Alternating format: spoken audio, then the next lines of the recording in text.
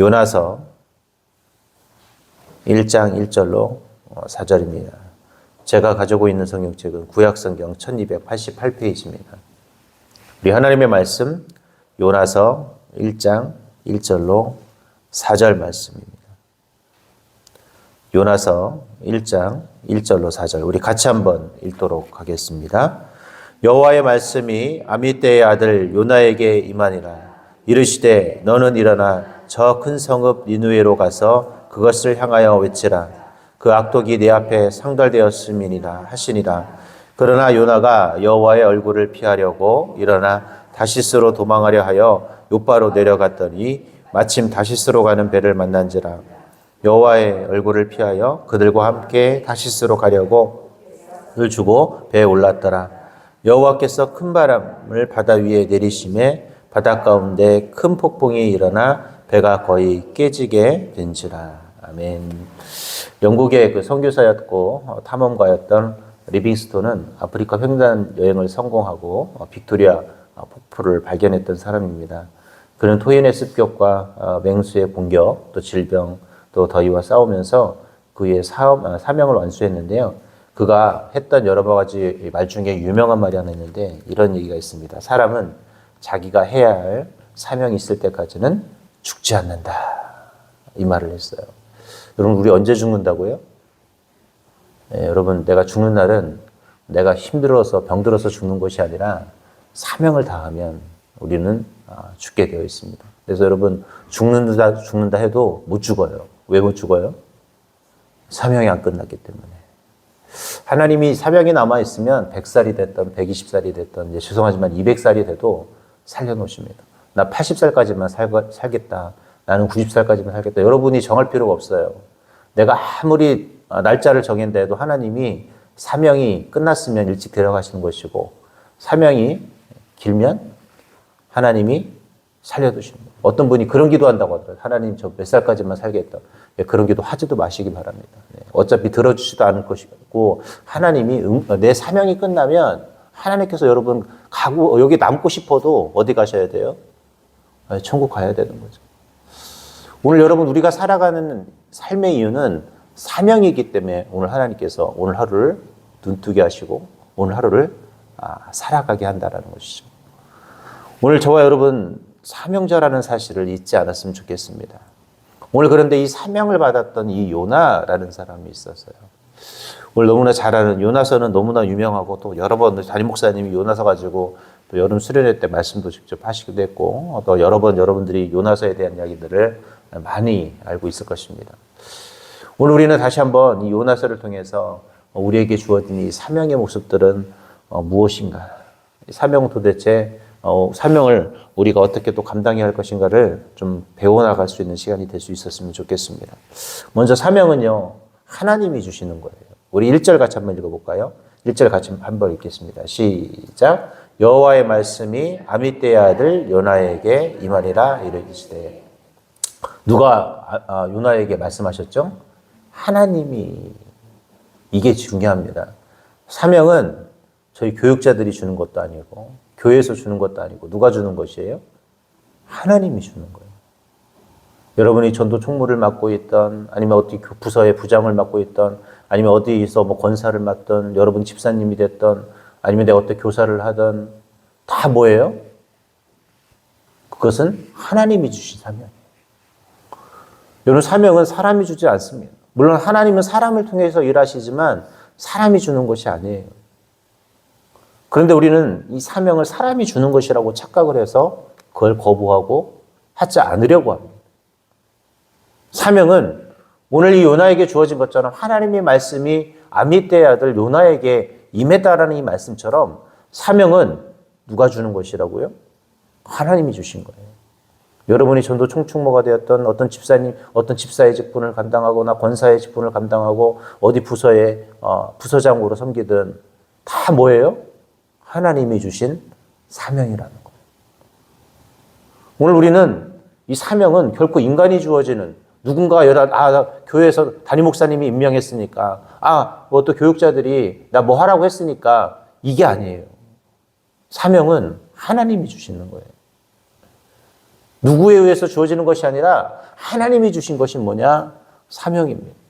오늘 그래서 저와 여러분이 오늘 눈 뜨고 오늘 하루를 살아가는 삶의 이유인 것이기도 하고 오늘 우리가 눈 뜬 이유이기도 합니다. 하나님이 여러분 우리가 사명이 없었으면 오늘 눈 뜨게 하지 않으셨어요. 오늘 우리 하루를 살아갈 수가 없습니다. 하나님이 어떻게 한 거예요? 눈 뜨게 하셨으니까. 왜? 사명이 있으니까. 최근에 그 강남인가요? 거기서 이 싱크홀 생겨가지고 사람 죽었잖아요. 그 실제 영상에 나왔더라고요. 어떤 차가 뒤쪽 쫓아가면서 쭉 쫓아가는데 갑자기 앞에 도로가 푹 꺼지는 거예요. 오토바이가 그냥 그 안으로 쑥 들어가더라고요. 아주 안타깝게도 그분은 죽었잖아요. 투잡되시던 분이라고 하는데 여러분 내 생명은 내가 결정할 수 있어요. 아니, 누가 사고도 아니고 그냥 땅이 꺼져서 죽을 줄 누가 알았겠어요. 죄송하지만 우리의 사명이 닿으면 그렇게 우리는 갈 수밖에 없는 것이에요. 오늘 여러분 내가 오늘을 살고 싶어도 사명이 없으면 하나님이 여러분을 죄송하지만 장례식장에 여러분을 보내야 해요. 그런데 우리는 오늘 사명이 있으니까 오늘 하나님이 눈뜨게 하시고 뭐 하신 거예요? 오늘 저와 여러분에게 이 시간을 주신 것입니다. 오늘 여러분 하나님이 주신 이 사명의 시간들을 그래서 헛되이 보내서는 안 된다라는 것이에요. 사명은 하나님이 저와 여러분에게 주신 것입니다. 사명은 인간이 준 것이 아니에요. 물론 하나님이 아까 말씀드린 것처럼 누군가를 통해서 너 당신 어떤 부서 담당해. 당신 너 전도 총총무해. 당신 어떤 집사의 권사해. 이런 메시지는 줄 수 있어요. 근데 그것조차도 뭐예요? 하나님이 주신 명령이라는 것이죠. 사람을 통해 하나님은 일하시죠. 근데 그걸 우리는 자꾸 뭐예요? 거부해요. 안 하려고. 흔히 말하면 하나님께서 주신 사명을 내 스스로 거부하는 행위들을 한단 말이죠. 여러분, 그래서 여러분들은 하나님이 혹시라도 누군가를 통해서 여러분에게 어떤 일을 부탁하면 하나님이 나에게 사명을 주시는구나 하고 아멘 하셨으면 좋겠어요. 그 뭐냐? 하나님이 우리에게 주시는 뭐예요? 사명이에요. 다른 말로 표현하면 하나님이 그것을 통해서 우리에게 하나님의 축복을 주시고 싶어하는 하나님의 방법이라는 거예요. 하나님이 사명을 주실 때는 그냥 주시지 않고 뭐예요? 거기에 합당한 대가를 주신다라는 거예요. 하나님은 일 시켜놓고 공짜로 일 시키지 않습니다. 하나님이 우리에게 사명을 주실 때는 반드시 거기에 합당한 뭘 주세요? 일함의 대가를 주세요. 오늘 그래서 여러분들이 하나님께서 나에게 어떤 직분을 주시고 나에게 어떤 교회에서 일을 주시고 어떤 일들을 하라고 할 때 그것을 노하지 않으셨으면 좋겠어요. 그 말은 다른 말로 하나님이 주실 대가를 거부하는 것과 똑같은 거예요. 오늘 저와 여러분 사명은 누가 주시는 것이다? 하나님이 주시는 거예요. 이 단어 꼭 잊지 않으셨으면 좋겠습니다. 사명은 사람이 주는 것이 아니라 하나님이 주시는 거죠. 오늘 여러분 사명의 역할들을 그래서 잘 감당할 수 있길 바랍니다. 두 번째로 사명은요, 절대 피할 수가 없어요. 오늘 이 성경에 보니까 사명을 피해서 요나가 어디로 가요? 다시스로 가요. 근데 참 신기한 단어가 있습니다. 그동안 우리가 다루지 않았던 건데 성경에 보니까 요나가 너무 니느웨로 가서 하나님의 사명 감당하는 것이 싫었어요. 피하려고 도망하려고 욥바로 내려갔는데 때마침 뭐가 등장했어요? 거기 가는 배가 등장을 했어요. 인간적인 생각으로 뭐예요? 내 뜻이 맞다라고 생각을 했어요. 왜? 때마침 욥바로 가는 배도 생겼어요. 이 배가 보통은 우리 배라는 것이 그러잖아요. 당장 있는 것이 아니라 며칠 있든지 아니면 뭐 좀 기다려야 된다든지 이런 식이어야 되는데 때마침 뭐 했다고요? 욥바로 가는 배가 있었어요. 무슨 생각이에요? 요나 생각이 뭐라고 생각했겠어요? 당연히 봐, 내 생각이 맞지. 분명 이런 생각을 했겠죠. 이게 인간의 모습입니다. 왜? 내가 뭐 했더니 때마침 뭐가 이루어지면 무슨 생각을 해요? 그래, 맞아. 그런데 하나님의 생각은 뭐였어요? 그게 아니었죠. 그래서 하나님은 그 다시스로 가지 않고 욥바로 가는 그 배를 향해서 뭐 합니까? 풍랑을 만나게 하시죠. 왜요? 사명이 피할 수 없음을 하나님이 다시 한번 가르쳐 주시는 거예요. 네 생각이 맞는 것이 아니다. 누구 생각이 맞는 것이다. 내 생각이 맞다라는 사실을 하나님이 어떻게 하신 거예요? 보여주셨다라는 거예요. 상황상으로는 요나가 맞았어요. 왜요? 자기가 가기 싫었잖아요. 니느웨 오라는 것이 싫었잖아요. 그래서 어떻게 해요? 다시스로 도망가려고 욥바에 갔더니 때마침 다시스로 가는 배가 있었어요. 너무 좋았어요. 내 생각이 너무 맞았으니까. 근데 그것은 내 생각일 뿐이었죠. 하나님의 생각은 아니었다라는 것이죠. 여러분이 어떤 선택을 할 때 때로는 여러분의 생각이 맞는 것처럼 모든 상황이 만들어질 때가 있어요. 그것에 여러분 기뻐하지 않으셨으면 좋겠습니다. 하나님의 생각과 반대가 되는 생각은 절대 맞을 수가 없어요. 그 생각은 결국 어떤 결과를 가져와요? 풍랑을 만나게 되어 있습니다. 여러분, 우리가 인생에 고난이 오고 인생의 역경이 오는 데는 바로 하나님의 뜻을 우리가 위반했기 때문입니다. 오늘 우리는 이 말씀을 보면서 아주 우리는 생각을 해봐야 합니다. 사실 우리가 늘 놓치는 단어 중에 하나가 뭐냐면 바로 이 하나님을 얼굴을 피해서 다시스로 가고자 했을 때 배를 때마침 만났고 때마침 그것이 정확하다고 생각했지만 하나님의 뜻은 아니었거든요. 하나님이 원하는 것은 여러분이 오늘 사명 감당하는 거예요. 여러분이 오늘 누군가에게 복음을 전해야 하고 오늘 여러분이 하나님을 위해 살아가는 것이 하나님의 뜻이에요. 직장에서, 가정에서, 여러분의 삶 속에서 오늘 하나님이 하나님의 귀한 뜻을 위해서 하나님의 영광을 위해 오늘 저와 여러분의 인생을 주셨는데 나를 위해서 쓰는 것이 오늘 내 생각이라고 생각하고 나를 위해서 쓰다 보니 하나님은 그것이 아니기에 여러분에게 뭘 하세요? 돌이킬 수 있는 기회를 주시는 거예요. 풍랑은 그에게 고난이었지만 사실은 고난이 아니라 다시 올바른 길로 가게 한 하나님의 뭐예요? 방편이었다라는 것이죠. 그래서 여러분 고난은 우리에게 재앙이 아니라 축복인 겁니다. 왜? 다시 한번 나를 되돌아볼 수 있는 하나님이 기회를 주신 것이기 때문에. 그래서 고난이 올 때 우리는 그것을 고난으로 받아들여서는 안 돼요. 눈물 나는 일로 받아들여서는 안 됩니다. 그 고난은 다른 말로 표현하면 뭐예요? 하나님이 다시 한번 나를 되돌아보게 하는 방편이라는 거예요. 혹시 내가 하나님의 사명 잊어버린 것은 없는지 내가 그 길을 가야 되는데 그 길을 가지 못하니까 하나님이 때로는 들어쓰시는 하나님의 방법이기 때문에 그래요. 그래서 저는 개인적으로 교육자지만 고난이 축복이라고 생각하는 사람이에요. 왜? 고난의 때는 다시 한번 나를 되돌아보게 돼요. 사실 처음 고난이 올 때는 하나님이 원망스럽죠. 왜 내가 뭘 잘못했길래 이런 이야기를 우리는 할 수밖에 없어요. 근데 사실 고난이 지나고 나면 그래 내 탓이었구나, 내 잘못이었구나를 우리는 사실은 인정할 수밖에 없는 것이죠. 오늘 여러분 사명은 절대 피할 수 없습니다. 여러분이 그 길을 안 가고 싶어도 하나님이 언젠가는 그 길을 가게 하세요. 저는 이 사역의 길을 들었었을 때 신학교에서 공부하다 보면 많은 분들이 그래요. 자기는 이 길 안 오고 싶어가지고 다른 길을 선택했다가 결국 다 잃고 다 맞을 만큼 하나님께 맞고 뭐 할 거예요? 다시 이 길로 오는 사람들을 많이 봤어요. 세상에서 참 잘 나가던 분들인데 결국 하나님이 이 길로 들어오게 하시려고 어떻게 하냐면 다 어떻게 할까요? 네, 결국은 다 포기하게 만드시더라고요. 그래서 결국 세상 모든 힘든 일은 다 겪고 어떻게 해요? 이 길로 결국 오세요. 오늘 저와 여러분 혹시 내가 사명의 길을 피하고 싶어서 나 전도 안 할래. 난 예배 안 드릴래. 난 기도 안 할래. 여러분 기도 안 하려면 하나님 기도거리가 생기게 하신다니까요. 제가 말씀드렸잖아요. 제가 어떤 교구에서 사역할 때 어떤 집사님이 너무 문제가 없어서 교회 안 나오겠대요, 이제.